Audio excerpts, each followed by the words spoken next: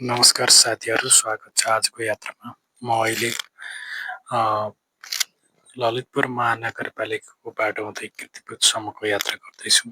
आजको यो यात्रा विशेष रहनेछ किनभने ललितपुरको एउटा सुन्दरता र सरसफाइ, त्यसै गरी अहिलेको हरियाली व्यवस्थित जुन तरिकाले ललितपुरलाई एउटा सजाएको छ, त्यो चाहिँ हजुरहरूलाई म यो आफ्नो जर्नी मार्फत चाहिँ आज देखाउने प्रयास गर्नेछु। ललितपुर महानगरपालिकाले सरसफाइ र हरियाली अभियानलाई प्राथमिकता दिएको देखिन्छ।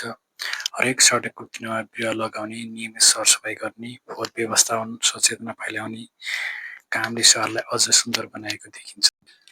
सडक सफा छन्, फोहोर कतै देखिँदैन, पैदल यात्राका लागि फुटपाथ पनि राम्रोसँग व्यवस्थापन गरिएका छन् र सवारी साधनहरू व्यवस्थित रूपमा चलिएका छन्। सहरको अनुशासन र नागरिक चेतनाको राम्रो उदाहरणको रूपमा चाहिँ ललितपुर महानगरपालिकालाई लिन सकिन्छ। सरसफाइ र व्यवस्थापनले सबै कुरा सहज महसुस हुन्छ। यहाँको विकास र सौन्दर्य एकसाथ अघि बढिरहेको रूपमा प्रष्टसँग देख्न सकिन्छ। मैले जति पनि भनेको कुरा छ नि त्यो चाहिँ भिडियो मार्फत देखाएको छु मैले। अन्तिमसम्म हेर्नु।